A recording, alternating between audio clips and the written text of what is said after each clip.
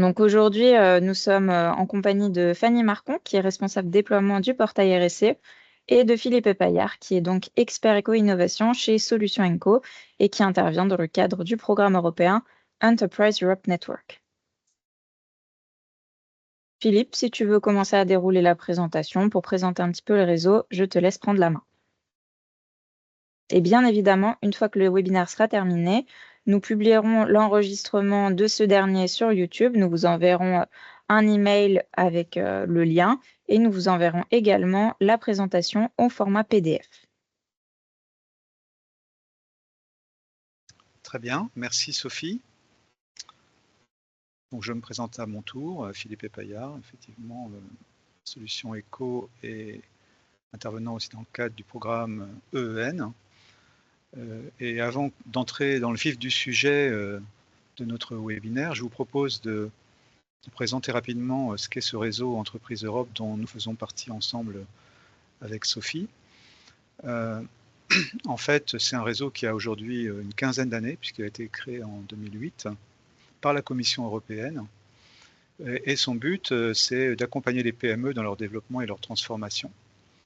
L'idée étant de permettre à ces entreprises de se développer par l'innovation dans une dynamique internationale, avant tout européenne, et en intégrant les principes du développement durable, puisque ce sont des principes qui sont inscrits dans la politique européenne et qui se traduisent notamment par le pacte vert pour l'Europe. Donc dans ce réseau, les principales choses à retenir, c'est que c'est un réseau dense qui couvre un grand nombre de pays, mais qui s'appuie sur des structures locales, comme c'est notre cas, donc Bretagne Compétitivité, qui est une émanation de la CCI Bretagne, puis nous-mêmes Solutions Eco. Je vous parlerai des autres partenaires dans un instant. Donc vous voyez, ce réseau EN est réparti principalement en Europe, mais a également des antennes dans d'autres pays du monde. Et il s'adresse prioritairement aux PME, même si d'autres partenaires de l'innovation peuvent être également concernés par nos services. Quelques chiffres qui vous permettent de voir quel est le rythme de croisière finalement des actions de ce réseau.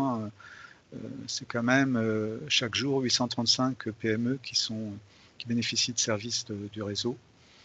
Et tous les jours, 5 nouveaux accords de partenariat sont signés entre des entreprises de différents pays européens.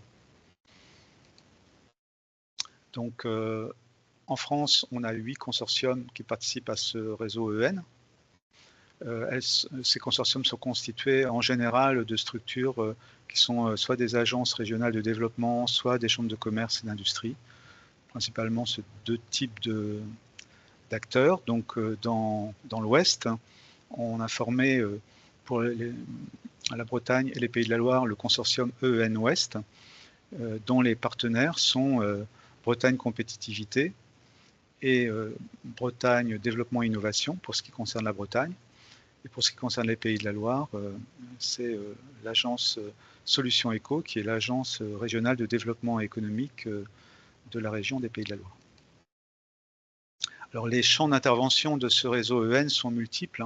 Ça tourne beaucoup autour de l'innovation, de l'international et du développement durable. Mais vous voyez sur cette slide qu'on a un certain nombre de champs d'expertise sur lesquels on se doit d'intervenir. Ça fait partie du contrat qu'on a signé avec la Convention européenne, avec la Commission européenne, pardon.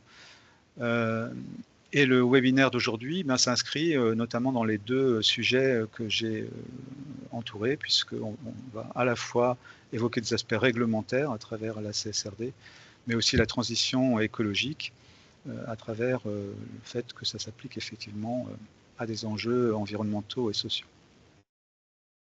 Vous retrouverez dans les slides qu'on vous enverra suite à ce webinaire plus de détails sur les modes d'intervention de notre réseau EN. Je ne vais pas les détailler maintenant, mais retenez juste que ça va d'une information, enfin d'un rôle d'information et de sensibilisation, comme on peut le proposer aujourd'hui à travers l'organisation de ce webinaire, mais jusqu'à des accompagnements des entreprises dans des phases de diagnostic ou dans la recherche de partenaires en Europe, voire même plus loin dans le monde, pour faire du business et partager des savoir-faire ou des innovations.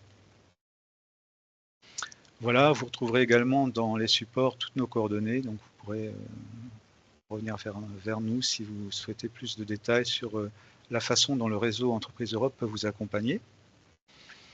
Petite transition avant de passer la parole à Fanny Marcon du portail RSE. Pourquoi le réseau EN propose un webinaire sur la CSRD?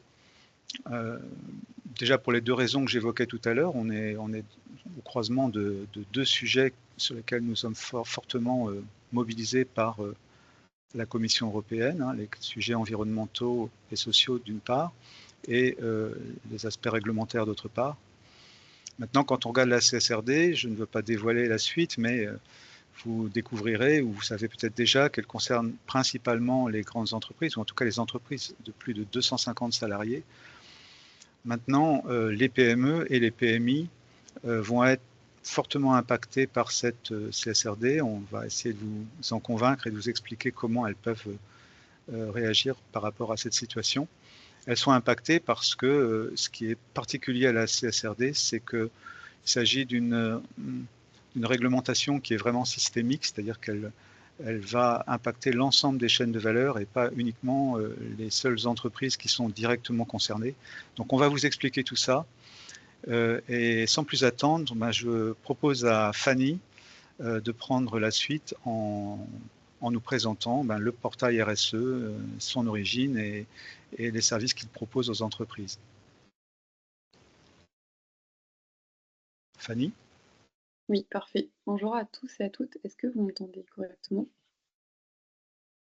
Oui, c'est bon, Fanny. Parfait, super.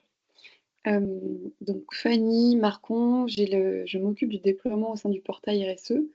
Le déploiement, ça veut dire faire en sorte de faire connaître ce service public. On est sur un service public qui a un peu plus d'1 an et demi maintenant, et aussi de travailler avec les entreprises pour collecter des retours terrain et grâce à ces retours terrain, améliorer le produit, puisqu'on est sur un produit numérique qui continue d'évoluer en permanence par itération.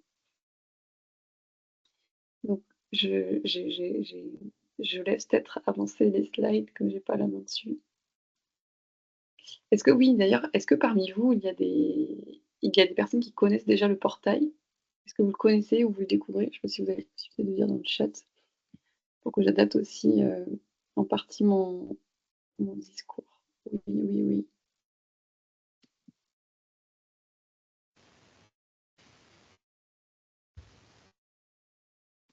Oui, ah non, quand même.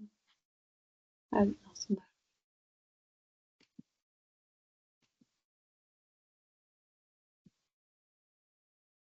80% de oui, 2% de non pour le moment. Ok, ça marche. Alors, pour toutes les personnes qui connaissent déjà, il y aura sûrement quelques redites par rapport à ce que vous savez déjà.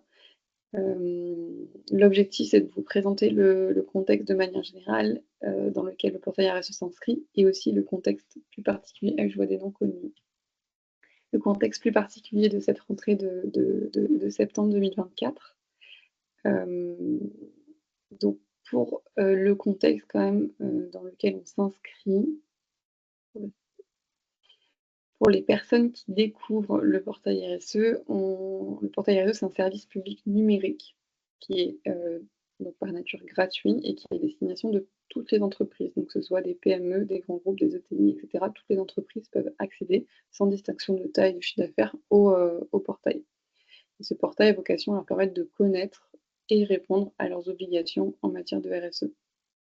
C'est un service qui est initié par la DGE, donc la Direction générale des entreprises, du ministère de l'économie et des finances, en collaboration aussi avec la DINUM, qui est donc la Direction interministérielle du numérique, qui elle-même a un incubateur d'État qui s'appelle Betagouv. Et si je vous dis ça, c'est que en fait, Portail RSE est incubé au sein de Betagouv, et ce qui traduit sa nature donc de service public qui est développé en permanence par itération, donc en amélioration continue avec les utilisateurs et les utilisatrices. Donc c'est parce qu'il est dans cet incubateur qu'il a ce mode de fonctionnement-là, là où la plupart des services publics en réalité sont développés en interne et mis après entre les mains des des personnes qui l'utilisent quand il est dans sa version définitive. Là, on est sur un mode de développement et de conception qui est complètement différent.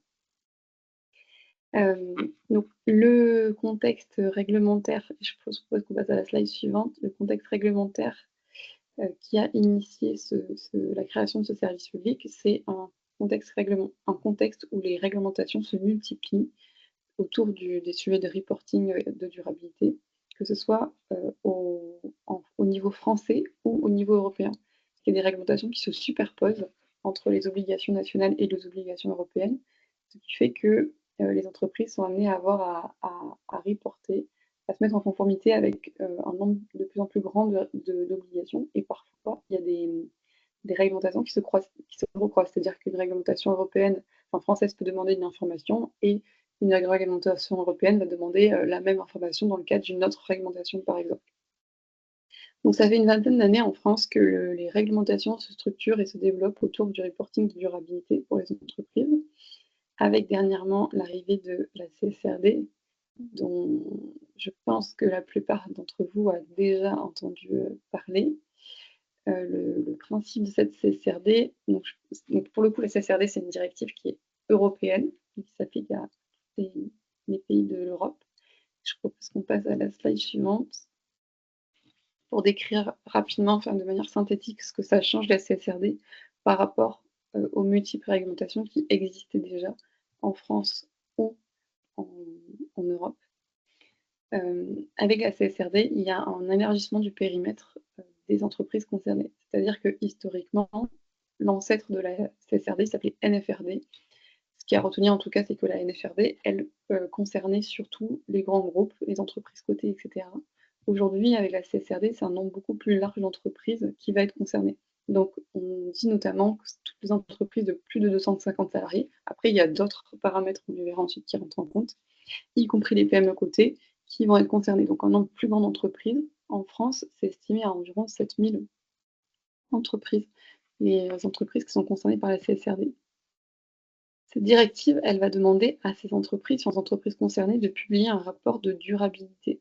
Donc, historiquement, les entreprises devaient publier un rapport de gestion avec des informations financières. Aujourd'hui, elles doivent publier un rapport de durabilité, donc que le rapport de gestion se transforme et intègre aussi des thématiques de durabilité. Les informations donc, publiées dans le cadre de la CSRD devront être contrôlées par un tiers et donc certifiées par un commissaire aux comptes ou un organisme tiers indépendant accrédité. Et enfin, il y a des exigences aussi en termes de disponibilité électronique du rapport, donc, qui devrait être publié sous un format précis qu'on appelle SF. Et en fait, ce qui est important, c'est que ce format-là va permettre d'alimenter le point d'accès unique européen qui s'appelle l'ESAP. Donc, il va y avoir, qui n'existe pas encore, un point d'entrée de ces données-là unique à l'échelle de l'Europe pour que tous les pays, toutes les entreprises de tous les pays européens renvoient et centralisent leurs données en termes de durabilité en cet unique et même point. En France, il y a des réflexions en cours qui se demandent si le portail RSE va permettre de remonter les données à l'ESAP. Aujourd'hui, il n'y a pas du tout la réponse à cette question. Nous, on n'a pas la réponse. C'est un chantier plutôt moyen terme et la décision ne se fera pas du tout de notre côté. Mais c'est une possibilité qui est encore ouverte. Donc cette CSRD, elle se met en place avec un échéancier. Donc c'est-à-dire que toutes les entreprises ne sont pas concernées du jour au lendemain par la CSRD. Il y a plusieurs dates à retenir. Donc il y a la date de 2024 qui est pour toutes les entreprises, les grandes entreprises de plus de 500 employés qui remplissent un des deux critères, donc soit le bilan supérieur à 25 millions, soit le CA supérieur à 50 millions. Donc ça, si je schématise, c'est les entreprises qui étaient historiquement concernées par la NFRD. C'est-à-dire qu'a priori, ces entreprises-là, elles sont rodées à l'exercice de rapport de durabilité, etc. Donc, c'est les premières qui sont concernées par la CSRD et qui vont publier leur rapport de l'année prochaine. L'année suivante, c'est les entreprises de 250 salariés qui remplissent aussi un des deux critères, donc soit un bilan de plus de 25 millions, soit un chiffre d'affaires de 50 millions, et ainsi de suite, avec 2026, les PME cotées et l'établissement de crédit, et 2028, des entreprises non européennes, etc. Donc, a priori, de ce qui m'a été décrit avant le webinaire, la plupart d'entre vous n'êtes concernés par aucune de ces catégories. Mais on va voir quand même ensuite en quoi c'est utile faire cette intervention et vous présenter le portail. D'ailleurs, n'hésitez pas à dire dans le chat si vous êtes concerné par ces catégories. Donc la conséquence, c'est que pour les PME, la conséquence, c'est que, comme je disais un peu plus tôt, il y a environ 7000 entreprises en France qui sont concernées par la CSRD. Ah, il y a quand même des entreprises concernées en 2025, ok. Ok, très bien. Donc en tout cas, de manière directe, il y a 7000 entreprises qui sont concernées par la CSRD en France, qui sont surtout des grandes entreprises et des ETI avec des seuils de chiffre d'affaires et de bilan dont j'ai parlé un peu plus tôt. Et donc ces grandes entreprises, ces ETI, elles vont devoir publier des indicateurs de durabilité qu'on appelle aussi ESG et remonter aussi une grande partie des informations de leur chaîne de valeur. Donc chaîne de valeur, c'est fournisseurs, ça peut être fournisseur de rang -2, etc. Et donc de solliciter leurs fournisseurs pour leur demander des informations de durabilité qu'elles pourront elles-mêmes publier dans leur rapport. Donc c'est là où les PME interviennent et sont indirectement concernées par la directive, c'est-à-dire qu'une PME, par exemple, d'une dizaine de personnes qui fait 10 millions de chiffres d'euros de chiffre d'affaires, a priori n'est pas concernée directement par la CSRD, mais elle va être amenée à fournir des données sur son bilan carbone, par exemple, à ses clients qui, eux, sont concernés par la CSRD, parce qu'ils sont des grands comptes ou des grosses ETI, mais aussi à des banques, à des fonds d'investissement auxquels elles doivent s'adresser, etc. Ça veut dire que de plus en plus, c'est déjà le cas, vous étiez déjà sollicités par les entreprises ou des investisseurs avec des données de durabilité, et ça va être le cas de plus en plus, et ces données vont être de plus en plus structurées. C'est-à-dire que c'est des données qui sont demandées dans le cadre de la CSRD. Donc il y a quand même quelques entreprises qui sont concernées par la CSRD. Donc c'est pour ça qu'on a créé un portail qui a vocation donc à créer un chemin unique pour les entreprises, pour leur permettre de connaître leurs obligations et d'y répondre, et aussi de centraliser l'information autour de la réglementation, et notamment la CSRD, ce qui veut dire que toutes les entreprises aujourd'hui qui accèdent au portail ont accès à ces ressources-là, même si elles ne sont pas concernées par la CSRD. C'est-à-dire que vous, même si vous n'êtes pas concerné par la CSRD, vous pouvez accéder au portail et accéder aux ressources et aux guides interactifs étape par étape pour être guidé dans la compréhension de cette réglementation et anticiper éventuellement les besoins, les questions, les demandes futures de vos clients et de vos investisseurs. On peut passer à... Ok, donc merci Fanny. Je reprends la main juste un petit instant. On va bien sûr, dans quelques minutes, pouvoir voir concrètement ce portail RSE, comment il fonctionne et quelles sont les ressources que vous pouvez y trouver. Je voulais juste faire un petit intermède pour insister sur la façon dont les PME sont impactées. Alors elles sont impactées.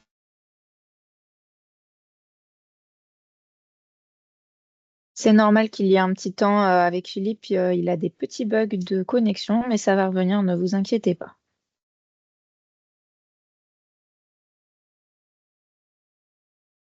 Quand c'est revenu. C'est bon, Philippe. C'est bon, c'est revenu? Oui, c'est bon. Okay. Excusez-moi pour ce petit désagrément. Oui, donc juste un petit intermède pour insister sur la façon dont cette CSRD impacte indirectement les PME et comment finalement une PME peut y trouver aussi une opportunité, hein, plutôt que... c'est toujours un peu la même histoire avec ces réglementations qui arrivent. Si on parvient à anticiper, on peut générer des avantages parce qu'on va développer des solutions, on va s'adapter et on va pouvoir faire partie des entreprises qui sont finalement un peu en avance et qui vont pouvoir apporter des réponses. Et si on n'anticipe pas, on risque de se trouver plutôt dans la queue du peloton et de se voir préférer d'autres entreprises qui auront anticipé. Donc c'est un peu l'idée qu'on vous propose, hein, pour les PME qui sont présentes aujourd'hui dans ce webinaire et qui ne sont pas directement impactées réglementairement par la CSRD, c'est de réfléchir à la façon dont vous pouvez anticiper tout cela. Alors pour ça, la première chose, c'est déjà de comprendre ce que c'est que cette CSRD, de quoi ça parle, etc. C'est le but du webinaire d'aujourd'hui. Mais c'est aussi d'engager ensuite des démarches pour essayer d'identifier, ou tout au moins d'avoir une première idée de quelles sont ces nouvelles attentes que vos clients ne vont pas tarder à exprimer lorsqu'ils vont réaliser que pour pouvoir répondre eux-mêmes aux obligations de la CSRD, ils vont devoir rendre des comptes sur la façon dont ils maîtrisent, entre guillemets, leur supply chain, dont ils sélectionnent finalement leurs fournisseurs. Et si leur fournisseur, c'est vous, évidemment, vous avez tout à gagner à essayer de bien identifier quels sont les nouveaux critères qui vont faire que vous serez demain préféré et toujours choisi parmi les fournisseurs clés de ces grandes entreprises. Voilà, donc l'idée c'est plutôt que d'attendre que des nouvelles exigences arrivent et que vous n'auriez pas anticipé, eh bien c'est de voir comment on peut ensemble essayer de les anticiper. Il y a des méthodes pour cela qui peuvent être assez simples. En fait, il s'agit d'essayer de se rapprocher de vos clients pour les interroger sur leurs projets, sur la façon dont eux-mêmes sont concernés par ces nouvelles réglementations. Et parfois, on arrive déjà, j'ai eu l'occasion de voir qu'un certain nombre de grandes entreprises communiquent déjà sur leur site web en expliquant que leur stratégie demain va être de sélectionner leurs fournisseurs sur de nouveaux critères. Et souvent, ces critères sont clairement exprimés. Et ça peut être des critères liés au bilan carbone, comme le disait Fanny tout à l'heure, mais pas seulement. Ça peut être la traçabilité et l'origine des matières premières. Ça peut être la façon dont on s'assure que les circuits d'approvisionnement sont dépourvus de tout risque d'atteinte aux droits humains, par exemple, ou à l'éthique. Donc, finalement, ça renvoie un petit peu à la mise en place de démarches telles que les démarches RSE, donc ce qui fait le lien d'ailleurs aussi avec la vocation du portail qui porte bien son nom, puisque c'est le portail RSE qu'on a choisi de faire intervenir aujourd'hui pour vous expliquer plus en détail ce qui se cache derrière cette CSRD. Donc je repasse la main à Fanny, et puis je pense que je vais continuer d'enchaîner les slides pendant quelques minutes encore avant qu'elle nous fasse la démonstration de cet outil. Ouais, parfait. Donc effectivement, nous, l'objectif avec le portail RSE, il y en a plusieurs objectifs d'ailleurs. Le premier, ça a été de mieux informer les entreprises de leurs obligations en matière de RSE, parce que le plus souvent, les entreprises, si elles ne se mettent pas en conformité, c'est parce qu'elles n'ont pas accès à l'information, donc elles ne savent pas qu'elles sont obligées qu'elles sont concernées par telle ou telle réglementation. Et en plus, elles ne savent pas aussi parfois comment se mettre en conformité. Donc vraiment, je vais vous montrer à quoi ça ressemble. Il y a un gros volet information sur le portail. Ensuite, et on est en plein dedans en ce moment, c'est répondre à ce deuxième objectif qui est d'aider les entreprises à se mettre en conformité avec leurs obligations, donc soit directement sur le portail ou alors en étant redirigées vers des outils ministériels existants, parce je vous montrerai, on n'est pas reparti de zéro. Ce qui existe déjà, les outils de l'État qui existent déjà, on les intègre au portail RSE. Et enfin, à moyen et long terme, on travaille à faciliter le remplissage des obligations pour les entreprises. Donc ça passe par deux chantiers. Un chantier sur lequel travaille ma collègue Julie, qui est de réaliser un algorithme d'intelligence artificielle qui vient analyser vos documents de durabilité déjà disponibles pour identifier s'il y a des données qui sont demandées dans le cadre de telle ou telle réglementation et le pré-remplir. Il y a un autre chantier qui, lui, est un peu plus long terme, c'est donc de cartographier les données de durabilité déjà disponibles au sein de toutes les administrations, de façon à identifier lesquelles peuvent être pré-remplies, lesquelles sont demandées dans le cadre des réglementations qui sont référencées sur le portail, donc notamment la CSRD, et pré-remplir ces informations-là. Ça, c'est un chantier beaucoup plus long terme vers lequel on aimerait aller dans la logique de dites-le nous une fois. C'est-à-dire que si vous avez votre entreprise à communiquer au cours de son cycle de vie une donnée à l'administration, eh bien, on considère que toutes les autres administrations ont également cette donnée et ne sont pas obligées de vous redemander cette donnée-là. Bon, ça, c'est nos objectifs. Le portail RSE, et je peux passer à la slide suivante. Le portail RSE, comme je vous disais en introduction, il continue d'évoluer. Donc, il évolue en permanence. Et ce que je peux faire, c'est vous décrire ce qui existe aujourd'hui, l'état de l'existant, et après ce vers quoi on va aller dans les prochaines semaines et les prochains mois. Sur le portail, aujourd'hui, vous pouvez, dans le but de mieux vous informer sur vos obligations, vous pouvez retrouver un espace de simulation et des fiches pédagogiques.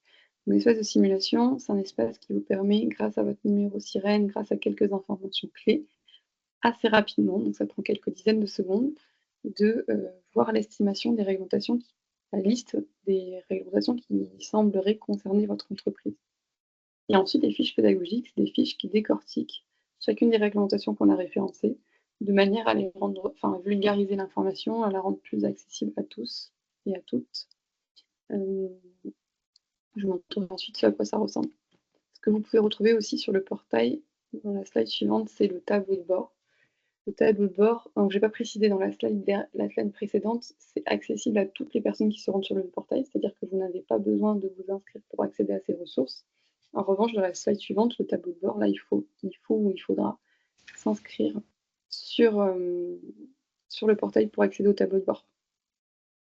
Donc sur le tableau de bord, vous avez la liste des réglementations qui vous concernent, et elles sont là classées par statut, donc selon si vous êtes à jour ou non de telle ou telle réglementation. Pour les réglementations pour lesquelles il existe déjà un outil ministériel qui permet de se mettre en conformité, comme par exemple l'index d'égalité professionnelle, il existe un outil du ministère du Travail qui permet de déclarer son index d'égalité professionnelle, qui s'appelle EGAPRO. Donc il existe déjà un outil, donc dans ce cas, le portail RSE vous renvoie vers EGAPRO pour remplir et compléter cette information. Idem pour le bilan de gaz à effet de serre de l'ADEME, idem pour l'audit énergétique de l'ADEME aussi. En revanche, il y a des obligations en matière de RSE pour lesquelles il n'existe pas d'outils de l'État. Il n'existait pas d'outils d'État qui permettaient de le faire. Donc, par exemple, la BDESE, je pense que beaucoup d'entre vous doivent être concernés par cette réglementation, c'est donc la base de données économique, sociale et environnementale.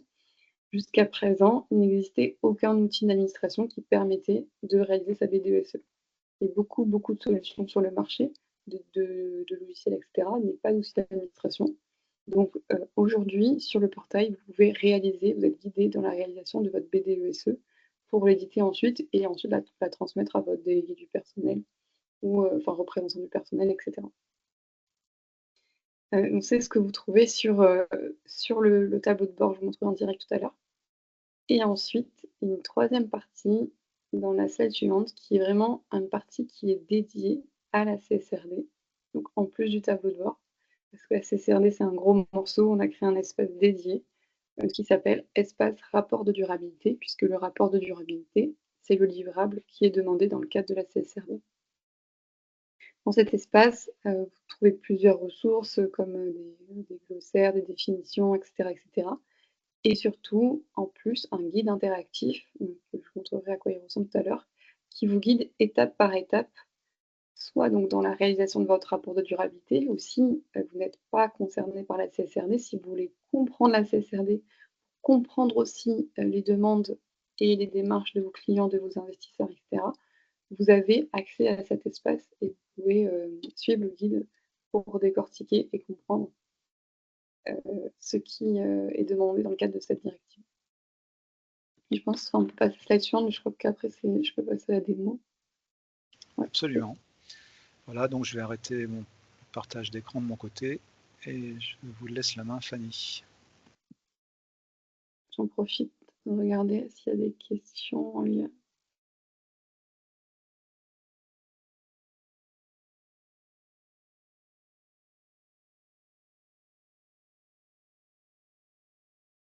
Ok.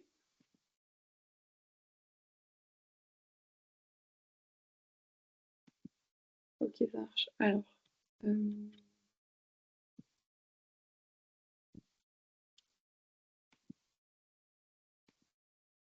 Donc ça, c'est le portail. Pour le moment, je ne suis pas connectée, vous voyez, sur le portail.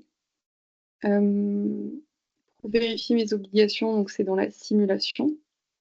Et les réglementations RSE sont des fiches pédagogiques. Par exemple, pour mieux m'informer sur les obligations, les différentes obligations qui sont référencées sur le portail. Donc aujourd'hui, il y a 9 réglementations qui sont référencées sur le portail. Je peux consulter les fiches pédagogiques pour mieux m'informer. Donc chaque fiche pédagogique est faite de la même manière, c'est-à-dire qu'il y a un résumé, la liste des entreprises qui sont concernées, la fréquence à laquelle se mettre à jour avec le dispositif, l'objectif poursuivi par l'obligation, les destinataires et les bénéficiaires, comment se mettre en conformité, et ensuite les sanctions encourues, c'est les questions que les entreprises se posent le plus souvent. Et ensuite, si vous voulez être plus exhaustif, vous pouvez voir la liste, être envoyé vers la liste des textes références pour plonger dans les textes. Donc là, c'est vraiment une fiche pédagogique, c'est vraiment une synthèse de la réglementation, c'est de la vulgarisation. On parle du principe que toutes les entreprises ne sont pas équipées d'un département juridique, et c'est aussi ça l'objectif du portail RSE, c'est de vulgariser l'information, la rendre accessible au plus grand nombre. Donc je vous invite, je ne vais pas la passer, la lire en détail, mais je vous invite au moins à consulter cette fiche pédagogique-là pour comprendre ce qu'est la CSRD. Ensuite, vous avez un espace simulation qui vous permet de faire une estimation des réglementations qui concernent votre entreprise. Donc pour ça, vous pouvez aussi chercher le numéro sirène dans l'annuaire des entreprises. C'est ce que je suis en train de faire, c'est normal que vous ne voyez pas dans l'écran. Je mets un numéro sirène, le numéro sirène de l'entreprise. L'effectif est rempli automatiquement, idem pour le chiffre d'affaires, mais si il s'avère qu'il n'est pas bon, je peux le modifier. J'indique si l'entreprise est cotée sur un marché réglementé européen. J'indique, alors c'est a priori précoché, mais je peux modifier, si elle fait partie d'un groupe composé d'une société mère et d'une ou plusieurs filiales. J'indique si l'entreprise est elle-même la société mère du groupe et si elle établit des comptes consolidés. Et si c'est le cas, j'indique les effectifs consolidés du groupe, le chiffre d'affaires consolidé et le bilan consolidé. Et ensuite, je vérifie mes obligations. Et là, je vois la liste des obligations qui concernent mon entreprise, parmi les 9 qui sont référencées sur le portail. Donc je vois que déjà, je suis concernée par la CSRD. Nous précisons quand même à ce stade, la simulation, c'est une estimation des obligations. Il y a un degré d'incertitude dans cette simulation. Et à l'inscription, parce que c'est aussi un choix, c'est-à-dire qu'on fait le choix que l'information soit accessible très rapidement, donc on demande les informations principales qui permettent dans 90% des cas d'avoir un résultat fiable. En revanche, à l'inscription, on vous demande beaucoup plus d'informations, et je vais vous montrer à quoi ça ressemble, ce qui veut dire que le résultat à l'inscription sera encore plus fiable que celui à la simulation. Si jamais vous avez un doute sur le résultat de la simulation, je vous invite à vous inscrire parce qu'à l'inscription, vous allez remplir des critères beaucoup plus complets. Donc ça prend plus de temps de s'inscrire, beaucoup plus complet et de résultats de la liste des réglementations que vous allez voir apparaître sur votre tableau de bord. Si elle diffère un peu de celle de la simulation, sera encore plus fiable. Bon, on va le faire directement, comme ça, ça sera plus clair. Donc, pour s'inscrire sur le portail, c'est très simple. Il vous faut un mail, un mot de passe, renseigner l'entreprise à laquelle vous êtes rattaché. Ensuite, vous recevez un mail d'activation qu'il faut valider et ensuite vous êtes inscrit sur le portail. Les données que vous renseignez sur le portail ne sont accessibles que par vous. Si vous souhaitez que plusieurs collaborateurs ou collaboratrices de votre entreprise accèdent aussi à ces données-là, il faut nous contacter au support. Enfin, il faut à la fois que toutes ces personnes soient inscrites sur le portail et il faut nous contacter au support pour demander à ce qu'il y ait un partage de données entre ces différents collaborateurs et collaboratrices. Donc moi, je suis déjà inscrite, donc je me connecte avec mon adresse email et mon mot de passe que j'ai oublié. Donc, on va faire ça.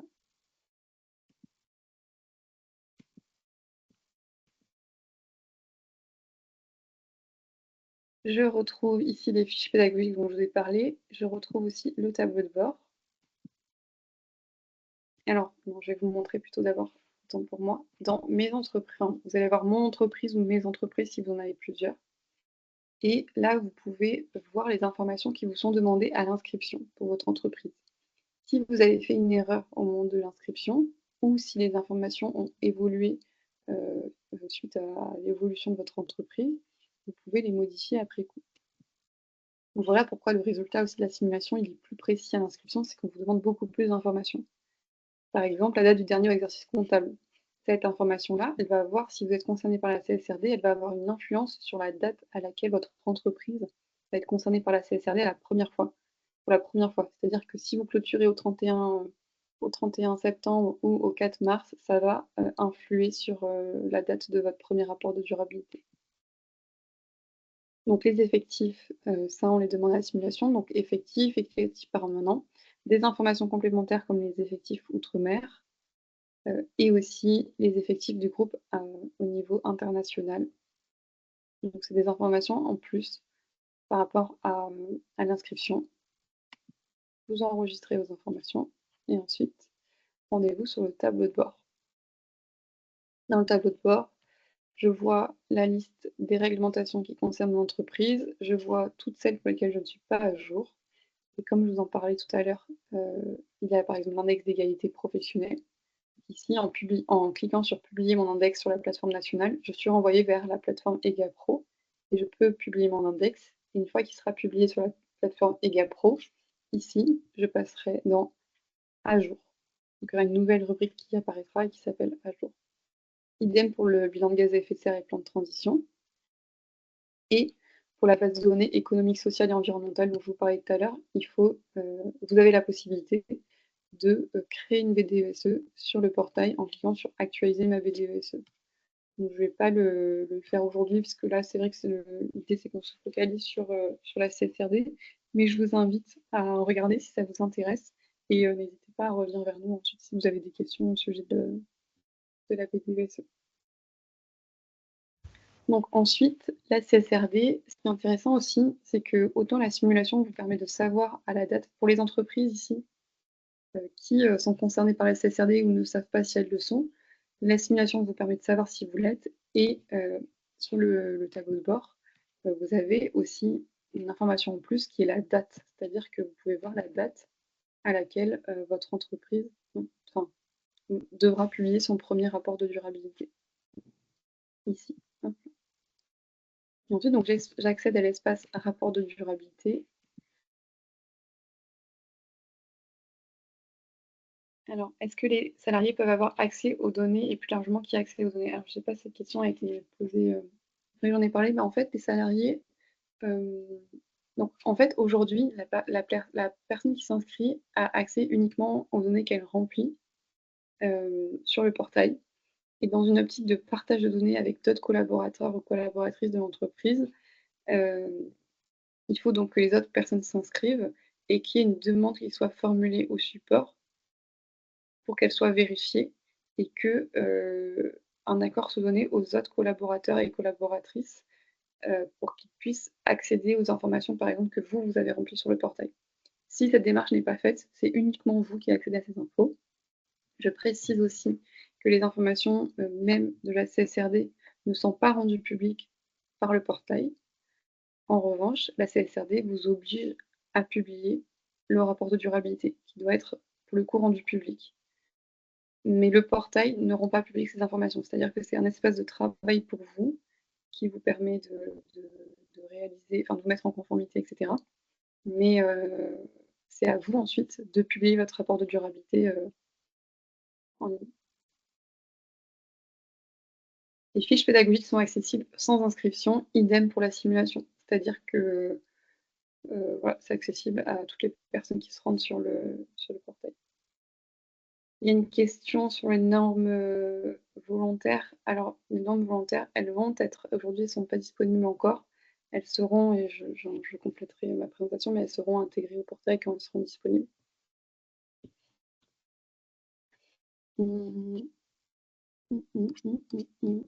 Alors, ensuite, l'espace rapport de durabilité. Donc, si vous souhaitez comprendre la directive et anticiper les demandes des clients investisseurs, c'est ici que ça se passe.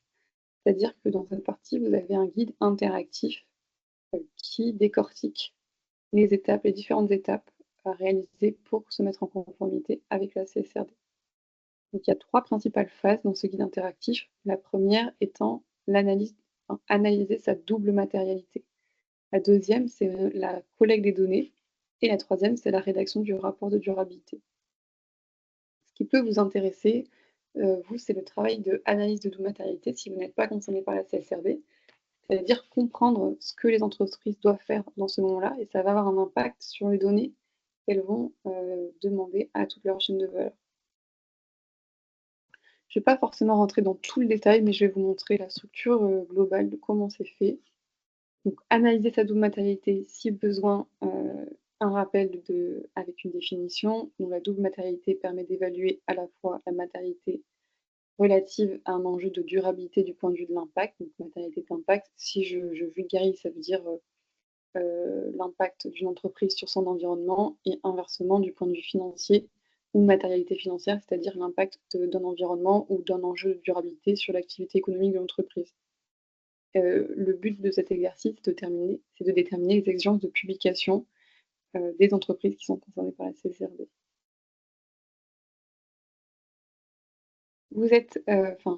Vous ou les entreprises concernées sont guidées étape par étape, donc dans d'abord la compréhension du contexte.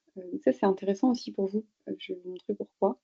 L'identification de la liste des enjeux de durabilité et ensuite la priorisation avec les enjeux qui sont retenus comme matériels. Dans la compréhension du contexte, les entreprises qui sont concernées par la CSRD, elles sont amenées à cartographier leur activité économique, on va dire, et leurs relations d'affaires. Donc, c'est toutes les activités économiques de l'entreprise et par exemple aussi des participations, etc., si elles font des investissements, de faire une cartographie de ça et aussi de faire une cartographie des parties prenantes affectées. C'est-à-dire que vous, si vous êtes fournisseur même d'un fournisseur d'une entreprise qui est concernée par la CSRD, vous allez faire partie de la cartographie des parties prenantes de ces 7000 entreprises d'une ou de plusieurs de ces 7000 entreprises qui sont concernées par la CSRD. Puisque avant de commencer l'analyse de matérialité, les entreprises doivent cartographier toutes leurs parties prenantes. Donc les parties prenantes, c'est à la fois les collaborateurs et les collaboratrices, c'est aussi toutes les personnes qui vivent par exemple autour des sites sur lesquels sont implantées les entreprises. C'est aussi les investisseurs et les investisseuses, c'est aussi les entreprises qui les fournissent, c'est aussi les entreprises clientes, etc., etc. Donc, avant de commencer l'exercice, les entreprises doivent cartographier toutes les parties prenantes et vous en faites potentiellement partie. Donc, le menu, ensuite il y a des sous-étapes pour chacune, donc par exemple pour la compréhension du contexte, je ne vais pas rentrer dans le détail. Vous pouvez retrouver le menu latéral gauche ici. Donc la deuxième étape importante, c'est l'identification des enjeux de durabilité.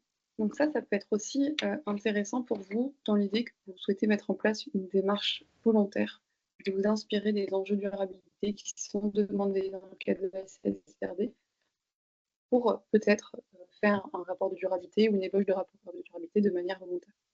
Donc ici, vous pouvez retrouver la liste des enjeux de durabilité, donc de thématiques de durabilité qui sont demandées dans le cadre de la CSRD.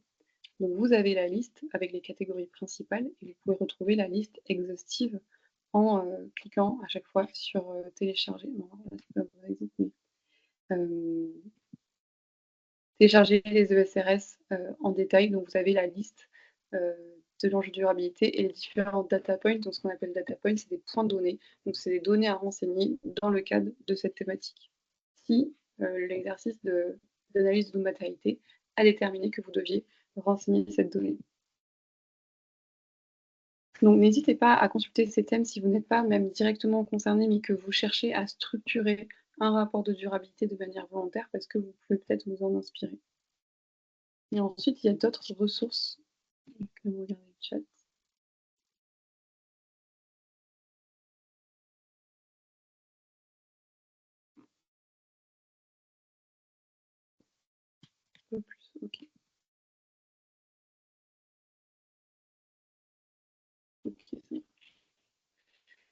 Donc ensuite, il y a aussi, nous, à ce stade, on renvoie vers des standards internationaux sectoriels, comme le MSCI, le GRI, le SASB. L'idée, c'est que on vous invite à consulter ces standards internationaux parce que vous avez la possibilité d'indiquer votre secteur d'activité sur les sites de ces standards et vous allez obtenir une liste d'enjeux de durabilité ou d'enjeux économiques qui peuvent concerner votre entreprise ou votre entreprise cliente selon l'état d'esprit dans lequel vous êtes quand vous faites cette démarche-là.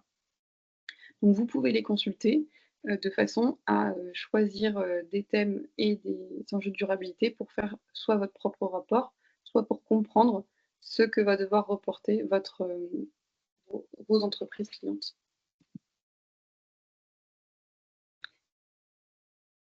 Et ensuite, la dernière phase, c'est de réaliser la synthèse. Une fois que l'entreprise, en tout cas qui est concernée par la CSRD, ou qui le fait de manière volontaire, a fait la liste de tous les enjeux de durabilité qui sont susceptibles de concerner son entreprise. L'objectif, c'est de faire la synthèse pour voir lesquels sont matériels, en évaluant d'abord la matérialité d'impact, c'est-à-dire les enjeux de durabilité qui ont un impact sur l'environnement de l'entreprise, d'où l'intérêt d'avoir fait la cartographie des parties prenantes au début. Ensuite, l'évaluation de la matérialité financière, c'est-à-dire les enjeux de durabilité qui ont un impact sur l'activité économique de l'entreprise, d'où l'intérêt d'avoir fait la cartographie des activités économiques de l'entreprise dès le début, et ensuite une synthèse des deux pour réaliser et formaliser la matrice de double matérialité, en faisant apparaître les enjeux qui sont matériels et qui devront être reportés, et pour lesquels les données devront être reportées dans le rapport de durabilité. Donc je vous invite, on ne va pas rentrer en détail forcément pendant ce webinaire, mais je vous invite vraiment à vous plonger dans ces ressources-là, que ce soit pour vous, parce que vous êtes dans une démarche de réaliser un rapport de durabilité de manière volontaire ou de structurer aussi une stratégie RSE de manière volontaire. Aujourd'hui, il vaut mieux, si vous structurez une stratégie RSE de manière volontaire, il vaut mieux qu'elle soit inspirée de la CSRD. Parce que peut-être, notamment avec les normes volontaires, ou peut-être indirectement, ou peut-être plus tard, les entreprises vont de plus en plus être amenées à communiquer les informations autour de celles qui sont demandées dans le cadre de la CSRD. La deuxième phase, qui est donc la collecte des données. Aujourd'hui, alors nous, comme on est en cours de construction, il y a cette phase-là et la troisième qui ne sont pas encore complètes, mais on va travailler à les compléter ces prochaines semaines. Donc la deuxième phase sur la collecte des données. Vous êtes guidé dans le fait de savoir si une entreprise si une information doit être reportée ou non dans le rapport de durabilité. Des processus de décision pour sélectionner une exigence de publication, savoir si telle information est publiée ou non dans le rapport de durabilité, et de nouveau les différentes exigences de publication. Et enfin, ce qui est intéressant, ce qu'on a mis pour le moment dans la dernière partie, qui est donc la rédaction du rapport, une introduction aussi sur qu'est-ce que le rapport de durabilité et comment structurer son rapport. Donc, dans comment structurer son rapport, on vous propose une ébauche de structure, donc c'est un exemple. Et aussi, on a référencé des rapports d'entreprises qui ont été publiés en avril-mai de cette année et des entreprises qui ont déjà commencé à intégrer la méthodologie CSRD dans leur rapport. Donc, si vous êtes concerné par la CSRD ou si vous souhaitez, en tant que fournisseur, voir en quoi vous pourrez être concerné, mais le mieux pour vous, c'est quand même de regarder les rapports de durabilité de vos propres clients et de vos propres fournisseurs, enfin de vos propres parties prenantes. Donc ça, vous pouvez le retrouver sur leur site internet, comme c'était évoqué un peu plus tôt dans la présentation. En revanche, si vous souhaitez voir à quoi ça ressemble des rapports qui commencent à intégrer la méthodologie CSRD, vous pouvez consulter ces rapports qui ont été référencés ici.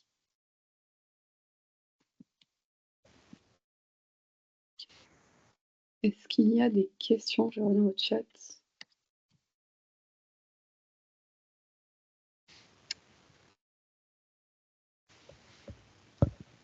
J'ai vu qu'il y avait une question. Vu un rapport Draghi et l'orientation actuelle de la Commission européenne, n'existe-t-il pas un risque que tous les efforts de reporting et d'alignement d'entreprise soient réalisés sans retour sur investissement?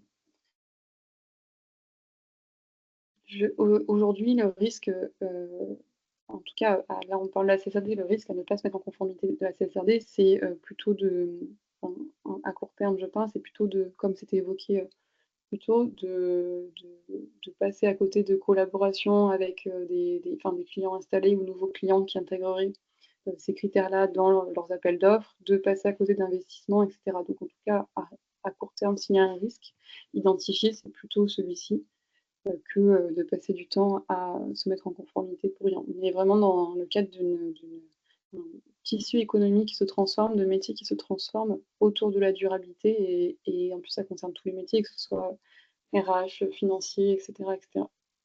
Donc il y a plutôt un risque identifié à ne pas, en tout cas, se sensibiliser et se transformer sur ces sujets-là. Autre question, Fanny. Est-ce qu'il y a la possibilité de renseigner les seuils de durabilité? Les renseigner où? Justement, je pense que c'est la question sur la plateforme MRESE. Aujourd'hui, alors aucune information aujourd'hui ne peut, alors à part pour la DBDSE, mais pour la CSRD, aucune information ne peut être renseignée, enfin aucun data point directement sur le portail. Nous, on est en train de voir, d'étudier, parce que donc comme je vous disais, c'est la construction qu'on fait avec les entreprises. Donc il y a un chantier qui est en cours pour étudier si on intègre la possibilité de renseigner, de permettre aux entreprises de publier leurs différents data points, etc., sur le portail. Est-ce que ça sera vraiment utilisé ou pas? Ou est-ce que les entreprises viennent plutôt sur le portail pour chercher de la ressource, être guidées, etc., mais que le côté opérationnel, elles vont être amenées à le faire de leur côté. Donc ça, on est vraiment en train d'observer les pratiques des entreprises pour prioriser le développement et quelque part pas aussi développer des fonctionnalités pour rien, enfin rien ou peu d'usage. Donc aujourd'hui, c'est pas possible et l'étude est en cours avec les bêta-testeurs. Est-ce la mort annoncée des TPE et de l'artisanat? J'ai pas répondu à cette question. Après, Philippe et Sophie, si vous voulez rebondir, n'hésitez pas. Je veux bien essayer de répondre. Déjà, la CSRD ne s'applique pas directement aux TPE et donc il ne faut pas avoir peur d'une lourdeur administrative qui pourrait sembler disproportionnée pour des petites entreprises. Je pense que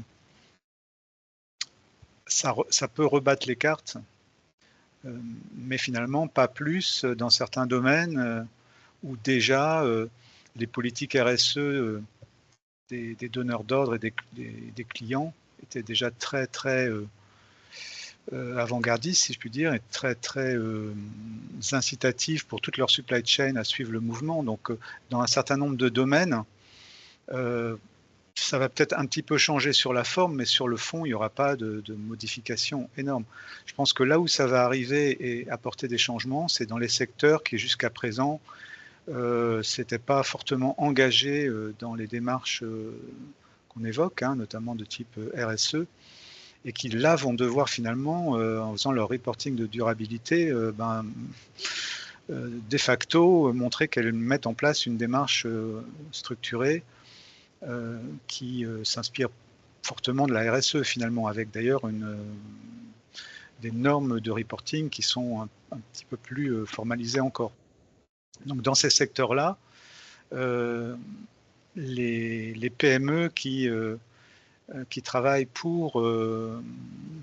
qui sont les fournisseurs en fait de grandes entreprises, vont peut-être voir des changements apparaître et voir des incitations fortes à s'engager dans ces démarches qu'elles n'avaient pas vues arriver au cours des années précédentes.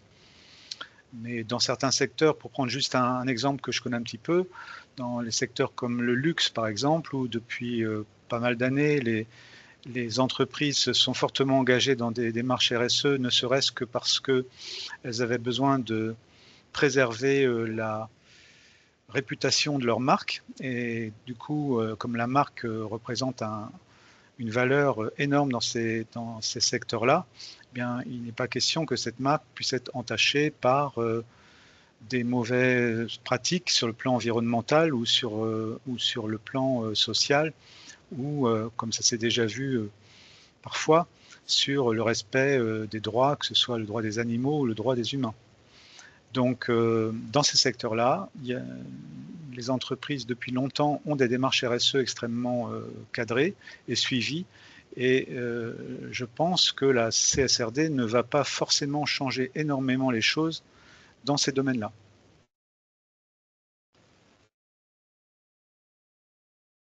Je ne sais pas si Fanny est d'accord avec ce que je dis, c'est une vision un peu personnelle.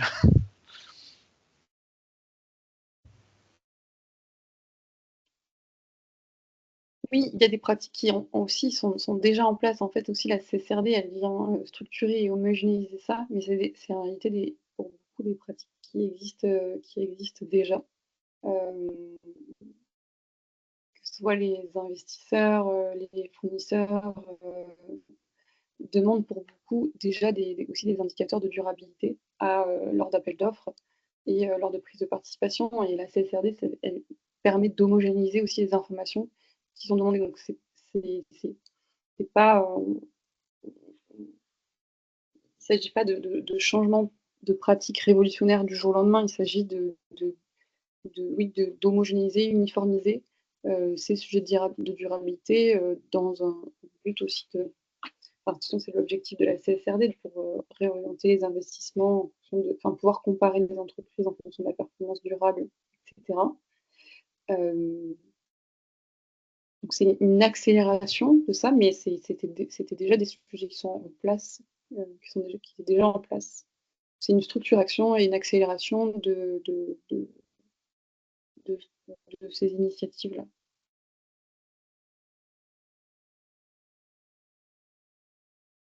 Donc il y a d'autres. Je ne suis pas sûre forcément que c'est des questions, c'est des remarques. Nos gros clients internationaux nous demandent depuis 3-4 mois notre bilan RSE, l'aide d'engagement de durabilité pour pouvoir obtenir des dossiers de consultation. Voilà, en fait, c'est déjà des démarches qui sont en place. Donc, pas vraiment de questions. Quels sont les délais de soumission institutionnelle arrêtés et délais de retard Est-ce que c'est une question pour la CSRD, Benjamin? Si c'est le cas, je ne sais pas c'est quoi la CSRD. En tout cas, pour ce qui s'agit de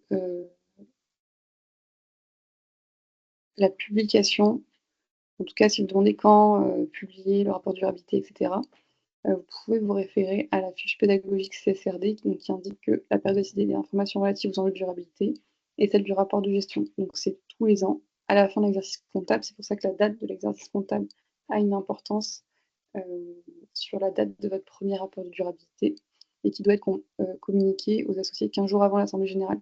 Je ne suis pas sûre que c'était sans la question, mais je laisse peut-être reformuler si besoin. Ok. Bon, on peut passer peut-être à la suite s'il n'y a pas plus de questions.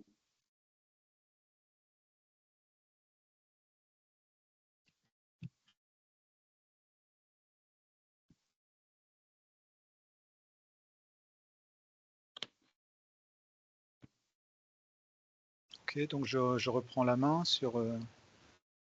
plutôt, je remets la suite du diaporama en marche. Ok, super.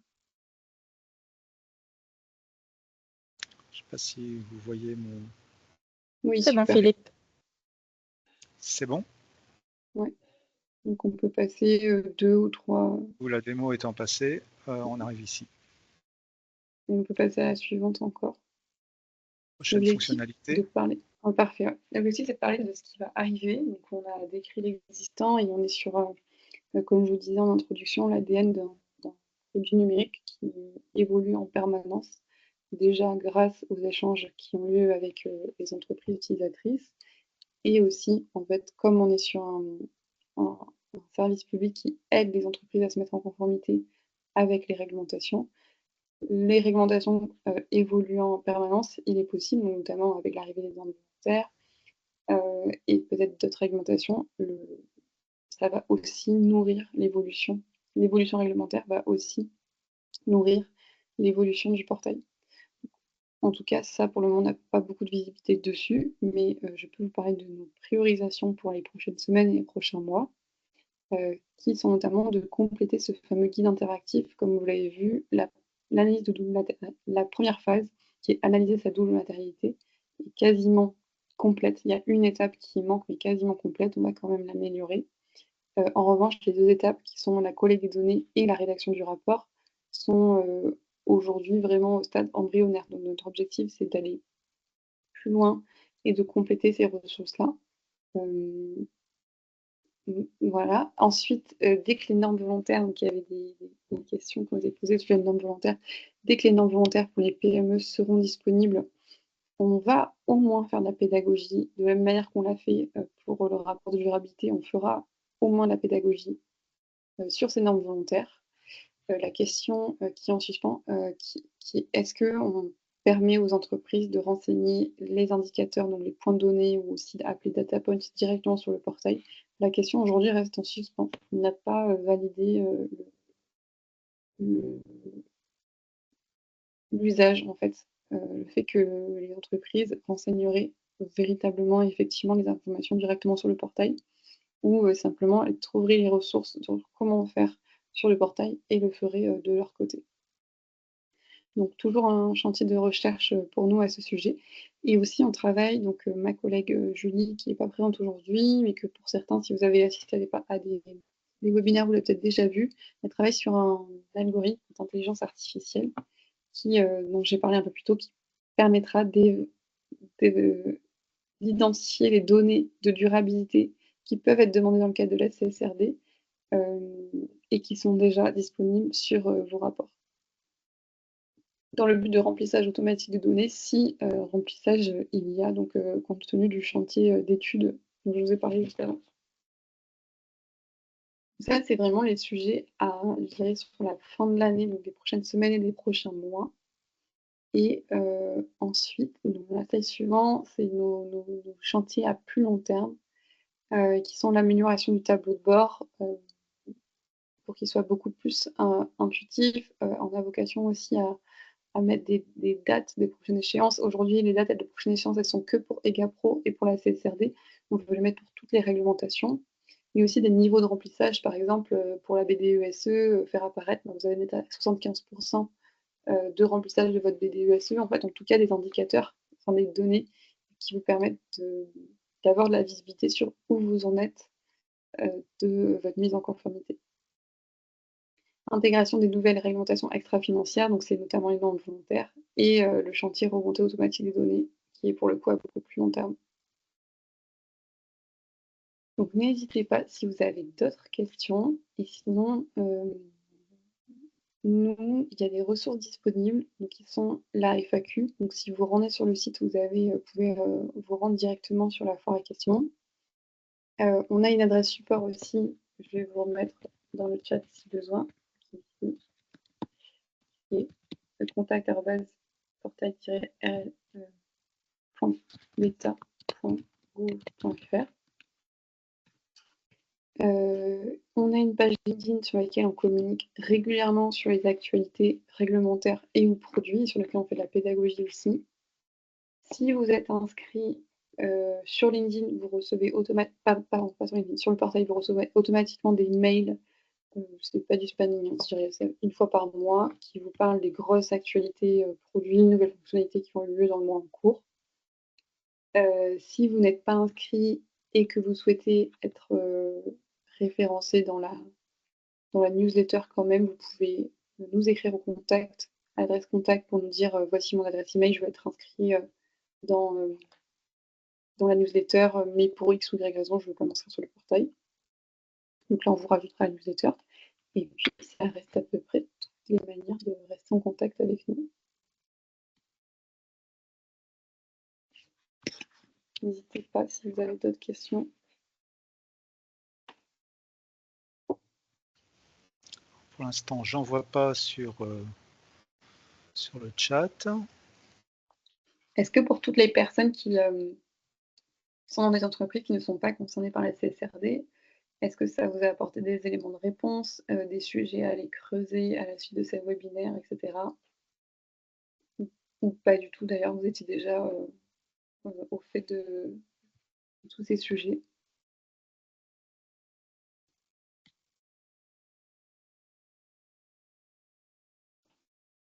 Je pense que les personnes sont en train de répondre au petit questionnaire qu'on a mis Ah OK. satisfaction, c'est peut-être pourquoi on n'a pas de réponse tout de suite.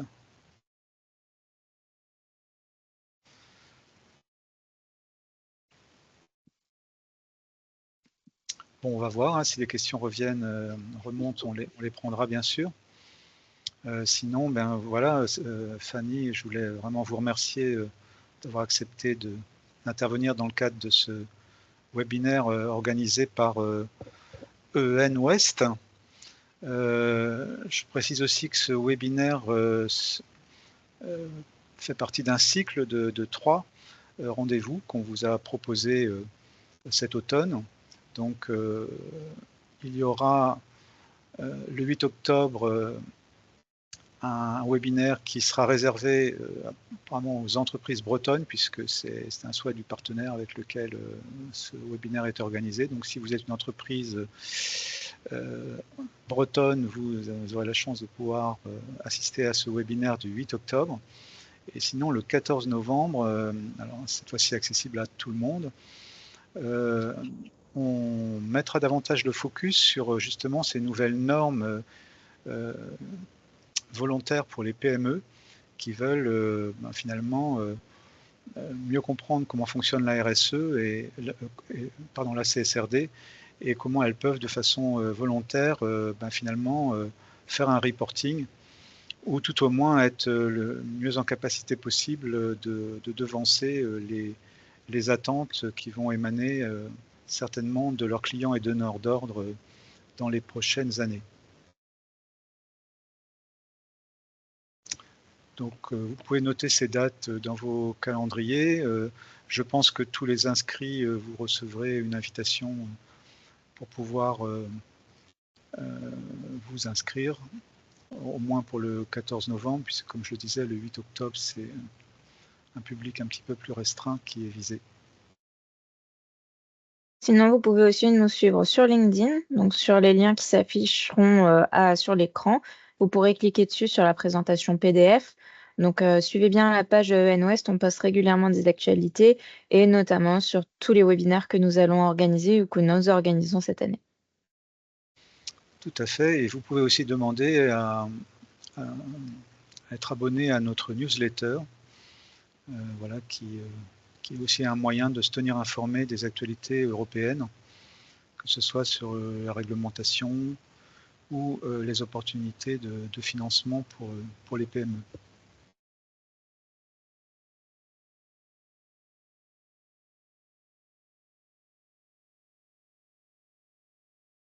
Donc, si vous avez d'autres questions, n'hésitez pas. Et sinon, nous allons clôturer ce webinaire, sauf si Fanny et Philippe ont quelque chose déjà à rajouter.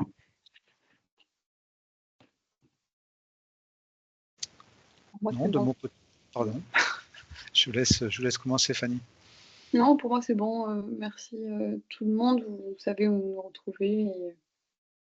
Voilà, c'est tout. Voilà, bien de mon côté, pas de choses à ajouter non plus. Juste vous remercier à nouveau de votre attention et conservez tous nos contacts si vous voulez avoir des compléments d'information sur ce sujet. Je vous souhaite une très bonne fin de journée. À bientôt. Merci à tous, au revoir. Au revoir.